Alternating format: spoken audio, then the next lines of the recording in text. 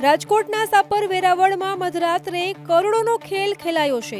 5 થી 7 બુકાનીધારી શખ્સોએ 77 વર્ષીય વૃદ્ધ વિજેન્દ્રસિંહને બંધક બનાવીને 2,47,00,000 રૂપિયાની રોકડ અને સોનાની લૂંટ ચલાવી છે।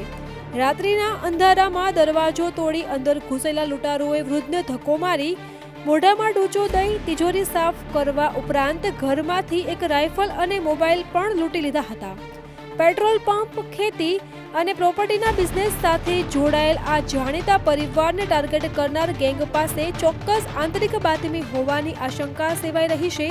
તો ઘટનાની ગંભીરતા જોઈને આઈજી નિલપત રાય સહિતનો ઉચ્ચ પોલીસ કાફલો રાતોરાત ઘટના સ્થળે દોડી ગયો છે। તો હાલમાં એફએસએલ, ફિંગરપ્રિન્ટ એક્સપર્ટ્સ અને ડોગ સ્ક્વોડની મદદથી તેમજ આસપાસના સીસીટીવી તપાસીને એલસીબી સહિતની જુદી જુદી ટીમોએ લૂંટારૂને પકડવા માટે ચક્રો ગતિમાન કર્યા છે। અમારી તમામ માહિતીથી અપડેટેડ રહેવા માટે જોડાયેલા રહો ત્રિશુલ ન્યૂઝ સાથે।